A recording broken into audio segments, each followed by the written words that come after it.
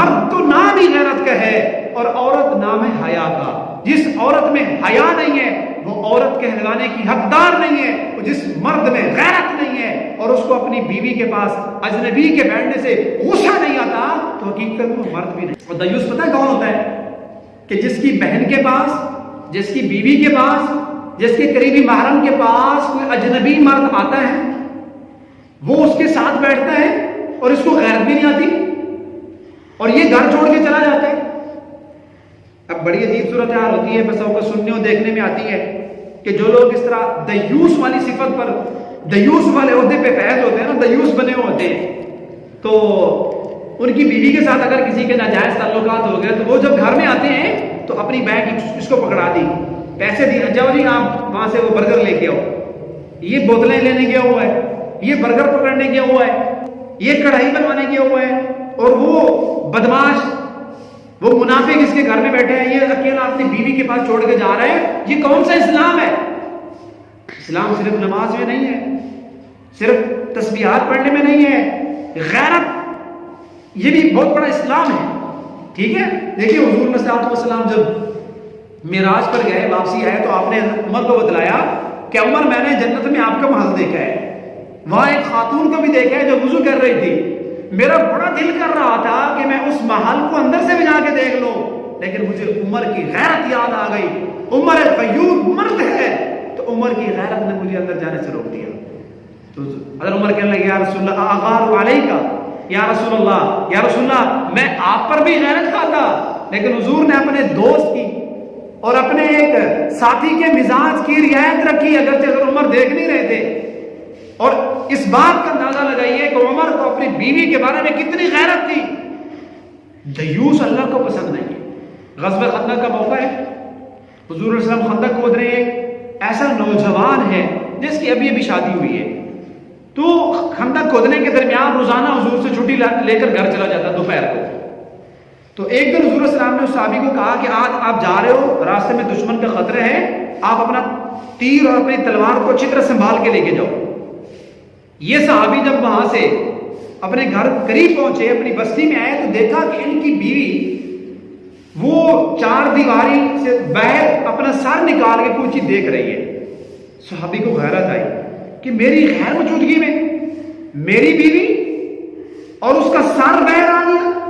آج ہم تو اس پوری لاش کو اٹھا کر گھماتے ہیں نا، ربا کاسیات عاریات کے مصداق کو، جو آدھی ننگی ہوتی ہیں، لباس پہننے کے باوجود ننگی ہوتی ہیں، سر کھلا ہوتا ہے، سینہ کھلا ہوتا ہے، اور جسم اعضائے مستورہ ہیں، وہ باوجود کپڑا ڈالنے کے ننگے نظر آ رہے ہوتے ہیں، ہم ان کو خود گھما رہے ہوتے ہیں. صحابی کی غیرت کو چیک کیجیے، صحابی نے یوں تیر کیا بیوی کو مارنے کے لیے.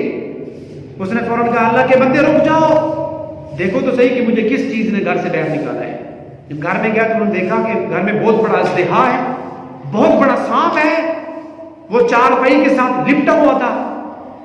اور اس سانپ کو دیکھ کر اس صحابی کی بیوی، مجھے ابھی یہ ذہن میں آ رہا ہے، اژدہا کا خوف ہے، سانپ گھر میں موجود ہے لیکن مکمل گھر سے پھر بھی باہر نہیں آئی، جتنی ضرورت ہے صرف سر اپنا باہر نکالا ہوا ہے.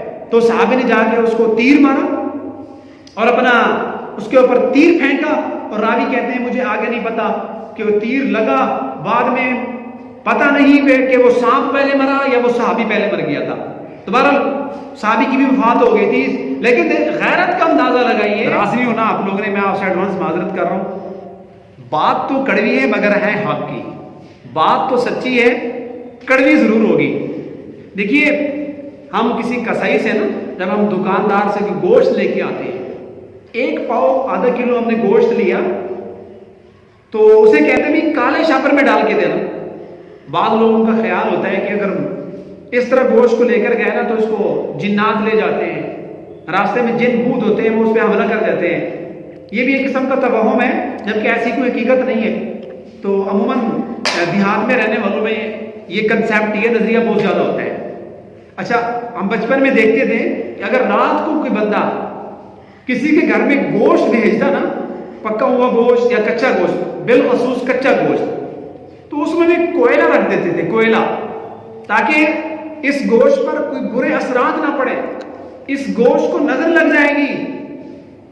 ایک پاؤ گوشت ہم کسائی سے لے کے جاتے ہیں، اس کی اتنی حفاظت، اور یہ جو 1.5 من کی لاش ہم نے پیچھے بٹھائی ہوئی ہے، جس کو ہم ربا کاسیات عاریات کا جو مصداق ہے، حضور نے فرمایا قرب قیامت میں ایسی عورتیں آئیں گی لباس پہننے کے باوجود ننگی ہوگی، نعوذ باللہ، ان کے لباس، ان کا جسم کے اوپر پہننے والی پوشاک اس طرح کی ہوگی، پہننے کے باوجود ان کا جسم ننگا نظر آئے گا۔ اللہ ہم سب کو معاف فرمائے۔ اس پر غور و فکر کی ضرورت ہے بھائی، ہم مسلمان ہیں، ہم کلمہ گو ہیں۔ حضور نے ایڈوانس ہمیں پہلے بتا دیا کہ ایسی عورتیں آئیں گی، لباس پہنیں گی، ان کی جسم کی جو وضع قطع ہے اور جسم کی جو خفیہ اعضاء تک ہیں وہ اندر سے چلکتے نظر آئیں گے۔ یہ بندہ جو اپنی بیوی کو پیچھے بٹھا کے لے کے جا رہا ہے، اس کے بال کھلے ہوئے ہیں۔ اب دیکھیں اگر عورت کے بال کھلے ہوئے ہیں نا، تو حضرات علماء کرام یہاں بیٹھے ہوں گے، اہل علم بیٹھے ہیں، تو اگر عورت کے بال کھلے ہوئے اس کی نماز بھی نہیں ہوتی۔ تو یہ عورت اپنا بال کھول کے اپنے جسم کی نمائش کو، جس پر پوری طرح پردہ بھی نہیں ہے، اس کو آپ بائک پہ بٹھا کے لے کے جا رہے ہیں، پارک میں اس کو گھما رہے ہیں، تو اللہ ہم سے نہیں پوچھے گا؟ اس گوشت پر اثر نہیں پڑتا؟ 1 پاؤ آدھا کلو گوشت کو تو ہم ڈھانپ کے لے آتے ہیں، یہ 1.5 من جو گوشت پیچھے بیٹھا ہے اس کو ڈھانپنے کی ضرورت نہیں ہے۔ اس کو اگر ہم برقع پہنا دیتے ہیں، اس پر پردہ ڈال دیتے ہیں، دقیانوسی ہو گئی، یہ شدت پسندی ہو گئی۔ عموماً اس طرح کے لفظ وہی لوگ کہتے ہیں جو دوسروں کی خواتین کو اور عورتوں کو دیکھنے کے شیدائی ہوتے ہیں، کیونکہ ان کو پتہ ہے اگر سب عورتوں نے برقع شروع کر دیا، سب عورتوں نے پردہ شروع کر دیا، تو ہم حوث کی پوجا کیسے کریں گے؟ ہماری حوث کس طرح پوری ہوگی؟ جو سارا دن گھر سے باہر نکلتے اس لیے ہیں تاکہ ہم مختلف قسم کی عورتوں کو دیکھیں گے، مستورات پر نظریں ڈالیں گے اور اپنے دل کی تسکین کرتے ہیں۔